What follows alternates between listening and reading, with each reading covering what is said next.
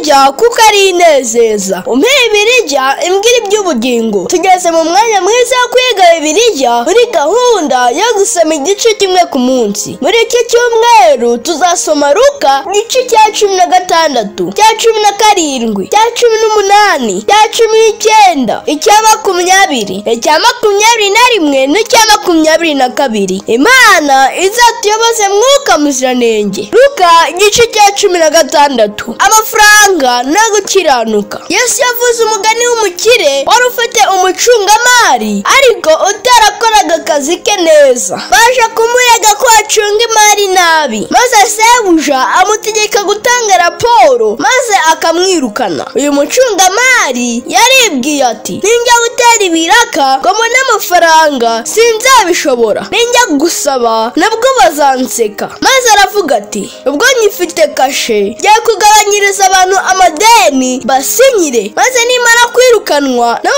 bazajya bancumbikira iwabo. Uyu mugabo yamenye ko umwanya urimo uyu munsi ukwiriye kuwukoresha ushaka inshuti zo mu gihe kizaza. Nibyo twese twari dukwiriye gukora. Shebuja rero yeretse kumwirukana kuko yasanze ari umunyabwenge. Yesu yaravuze ati, amafaranga n'amatindi reka tuyashakemo inshuti, maze igihe yadushizeho izo nshuti zizatugoboke. Yesu yavuze umugani ukomeye gusobanura. Yavuze umukene witwaga Lazaro n'umukire, maze hashize igihe bose barapfa. Lazaro ajya mu gituza cya Aburahamu, naho umukire ajya mu muriro. Uyu mugani Yesu ntiyashatse kuvuga ko upfuye ahita ajya mu ijuru cyangwa mu muriro, ahubwo yerekana ko dukwiye kubaho dutekereza ku iherezo ryacu. Luka igice cya 17. Intaza ni ibuye riba mu mazi ritagaragara neza ku buryo ubwato burisakura maze bukameneka. Yesu yavuze ko hari abantu bamera nk'intaza, bazana ibisitaza mu nzira, abo bose bazabona ishyano.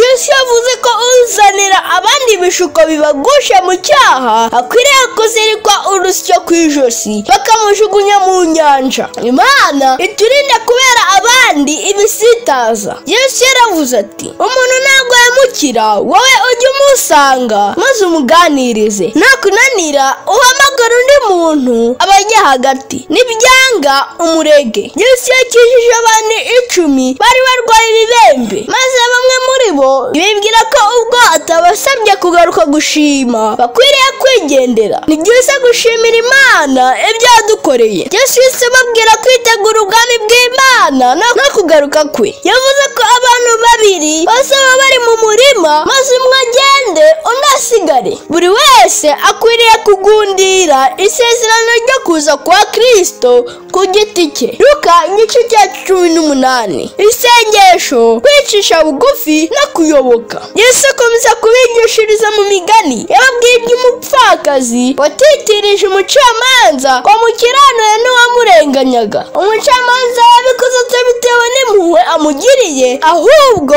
adashaka ko azakomeza kugaruka mu maso ye. Imana yacu yo itandukanye n'umucamanza mubi, yakira gusenga kwacu kandi igasubiza kwifuza kwacu. Hari ikibazo kiboneka mu gusenga nanone. Yesu yavuze umufarisayo wagiye gusengana ubwirasi, nawe wakiraga imisoro y'Abaroma ajya gusenga yicishije bugufi cyane. Imana yakiriye gusenga kwicisha bugufi, nawe abibone ibajugunya hanze. Muri iki gice Yesu yakiriye abana bato, yerekanye ko bakwiriye guhabwa agaciro ndetse abagerageza kubagirira nabi baba baciriweho iteka. Hari umukire wasanze Yesu aramubaza ati, ni gute nabona ubwami bw'Imana? Yakomezaga amategeko, akiyiriza ubusa ndetse akibabaza. Nyamara ubwami bw'Imana budusaba ikintu kimwe gusa, kureka gutumbira iby'isi bishira, ahubwo tugatumbira Yesu wenyine. Luka igice cya 19. Zakayo. Yesu yambukiranije umujyi wa Yeriko, maze umugabo w'umukire wategekaga abasoresha aza yiruka ngo amurebe. Uyu mugabo yari mugufi maze yurira igiti. Yari yarumvise ibibwirizwa bya Yohana Umubatiza, maze ijambo rya Nyagasani ritangira gukorera muri we. Yesu ahageze yamubwiye kumanuka, maze batahana iwe. Uyu munsi dukwiriye natwe kurira igiti ariko tukareba ikaruvari, maze agakiza kagataha mu miryango yacu. Yesu yababwiye umugani satani washushanyaga ukuntu ari we mwami wa byose. iyo abwiye umuntu wagiye mu gihugu cya kure kwimikwa, nyamara abaturage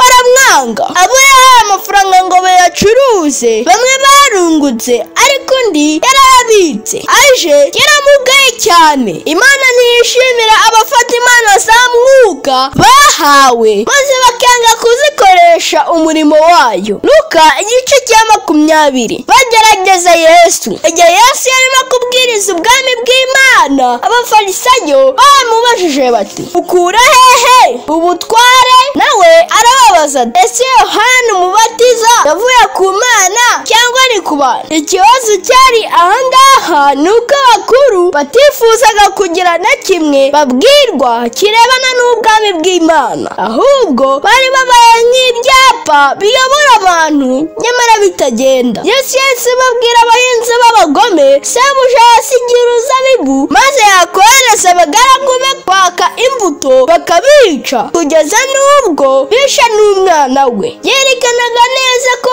abantu bagomeye Imana ndetse bica abahanuzi, bagerekaho no kubamba Mesiya. nubwo yabigishaga, bakomeje kumutega imitego myinshi ngo babone aho bahera bamurega. isi turimo yuzuye imitego ahantu hose. none reka dusabe imbaraga y'Imana igihora iyidusimbutsa uko bukeye n'uko bwije. Luka igice cya 21. kurimbuka kwa Yerusalemu. bwa mbere Yesu yabanje yashima umupfakazi wari umukene, nyamara akazana ituro rinezeza Imana. kubera ko umupfakazi wo mu gihe cya Eliya atongeye kubura ifu n'amavuta, wo mu gihe cya Elisa yakize umwenda, nizera ko n'uriya wo mu gihe cya Yesu atongeye gukena ukundi, kuko urutse abahanuzi bose yarahagaze aho, ari we Yesu. abayuda bishingikirizaga ku rusengero iminsi yose, maze Imana yemera ko Yerusalemu irimburwa. Yesu yahaneye ko azarimburwa, nyamara abantu ntibabyizera. Imana ishaka ko tuzirikana imiburo byose iva mu ijambo ryayo. Yesu yabanuriye ko hazaba ibimenyetso ku izuba no mu nyanja, kandi ko amahanga azagira ubwoba. abantu bazagira ubwoba bwinshi, bibaza ibigiye kuba mu isi bibayobere. ikimenyetso cya nyuma Yesu yavuze ni uko bazabona umwana w'umuntu aje ku bicu byo mu ijuru. Yesu urakaza, haleluya. Luka igice cya 22. inama yo kwica Yesu. byari byarahanuwe ko Kristo azavukira i Betelehemu ndetse akagambanirwa i Yerusalemu. abonye igihe cye kiri hafi kugera, yohereza abigishwa gusaba icyumba cyo guteguriramo ifunguro. babonye umugabo wikoreye ikibindi baramukurikira. bagezeyo babereka icyumba cyo hejuru aba aricyo bateguriramo ifunguro. iki cyumba cyo hejuru turasabwa kugihindura imitima yacu, maze Yesu akaba ariyo ahabwa icumbi. nubwo byari bimeze bityo, abigishwa bagize amakimbirane bibaza uzaba mukuru muri bo. Imana iduha umutima wo gutumbira iby'ijuru byonyine. muri uwo mwanya Yesu yagiye mu gashyamba yari amenyereye gusengeramo, maze haza igitero kiramufata, arara aburana ijoro ryose baramucunaguza. umugambi we wo kudukiza n'urukundo yari afitiye abantu yarabigumanye kugeza ku mperuka. muri iki cyumweru cyose Imana izakiyoboze Mwuka Muziranenge, umpe Bibiliya imbwira iby'ubugingo, umpe n'amagambo Yesu yavuze. tugeze mu mwanya w'ibibazo. icya mbere, intaza yavuzwe muri ibi bice ishaka kuvuga iki? icya kabiri, Zakayo amaze kwakira Yesu ni ibihe bintu yakoze? icya gatatu, ni ikihe kimenyetso cya nyuma Yesu yavuze kizaranga kuza kwe? Imana ibaho umugisha.